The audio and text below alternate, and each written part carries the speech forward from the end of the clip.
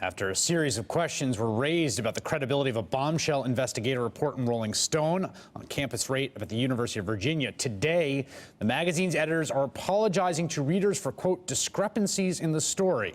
The report, published last month, opens with details of a horrific gang rape at the Phi Kappa Psi fraternity at UVA in the fall of 2012. The woman who told reporter Sabrina Rubin Erdely about the ordeal is identified as Jackie.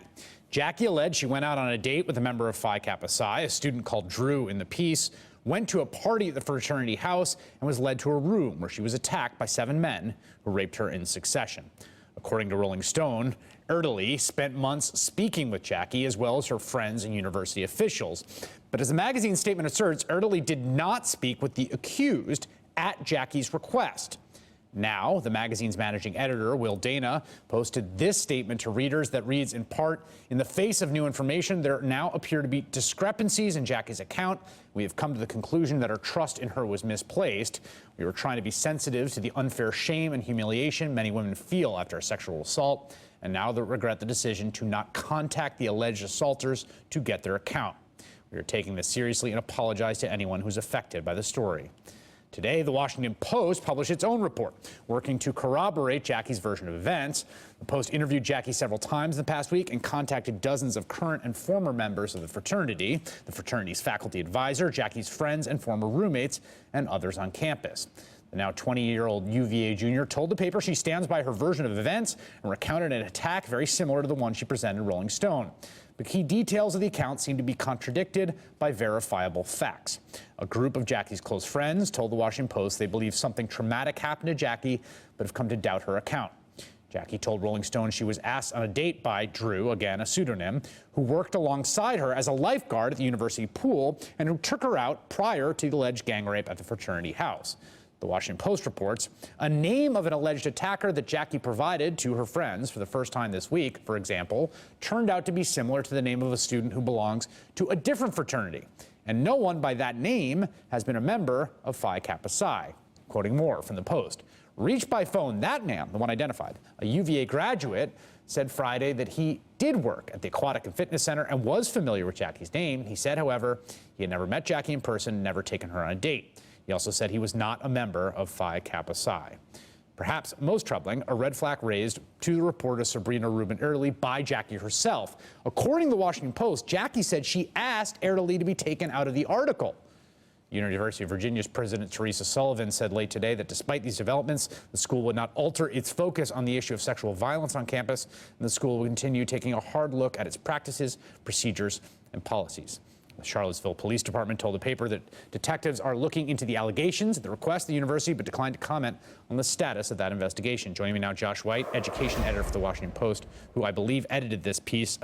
Josh, tell me the process by which the Washington Post went back and started retracing the steps and the editing of this piece. Sure. I mean, for us, this was a local story. We cover the University of Virginia. It's a very important college campus for us. I mean, not just locally, but also nationally. And we looked at the Rolling Stone piece and decided that there was definitely something for us here. We've been covering sexual assault nationally for some time, very in depth. And we decided, we wanted to get into it. We wanted to interview all of the main players. And I think with any story like this, the only responsible thing to do is go down to the campus, try to locate the people who are making the allegations, try to locate the people who have been allegedly involved in these sorts of things, and then really just run all the facts to ground, old school, hitting the bricks, trying to meet people and understand the situation. And that's exactly what Taylor Shapiro did. We sent him down there. He met a lot of people, interviewed dozens of people in the course of this. We reached out to everyone we could find associated with this fraternity for the last several years and tried to run these things to ground. In the course of that, Taylor got to meet Jackie, got to interview Jackie several times, and we wanted to take that story and find out as much as we could about every element of it. Was there a party that night? What happened at that house? Who was involved? Where they were now? Could we find them? Could we talk to them? And that's what led to our story today. Okay, so there's a few things I want to distinguish here. One is that there are some denials. Phi Kappa Psi is putting out statements saying they didn't host a party that night, which doesn't necessarily mean there wasn't a party at the house that night. I just want to be clear about what's kind of established independently and what is essentially denials or another group of sources saying something, right? But sure, and in the course of our reporting, we too determined that there was not a party there that night, at least not one that would have been considered a date party. You know, the houses have to register parties with the Interfraternity Council on campus. Something like a date party or an organized event would have been that kind of thing. We learned that there was a date party at some time earlier that actually would have been quite distinguishable. Wearing the clothing that was described as the outfit she was wearing to that party would have been quite noticeable. The fact that in reaching out to all of these fraternity members and to people close to Jackie and learning essentially that there wasn't a party, or if there was a party, it certainly wasn't an organized date function.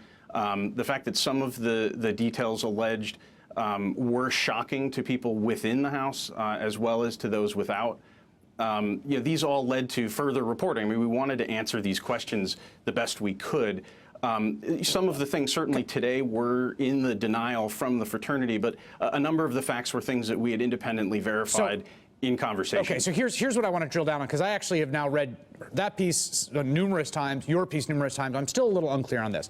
The key thing to me seems to be that there is a figure at the center of this who's a real person who's treated with a pseudonym. And it's pretty clear that in the Rolling Stone article, he was never contacted by that reporter, perhaps not even given the real name. His real name was not given to that reporter. The name that you have didn't come directly from Jackie, right? It came from her friends who said that she told them that name. Is that correct? That is correct. And that's the person that you contacted. Yeah, so in the course of our reporting, we very much wanted to push to get a name. You know, that was very important to us. Yeah. It was something that I had a lot of discussion with Taylor about, is how do we get Jackie to provide us a name so that we can verify the account?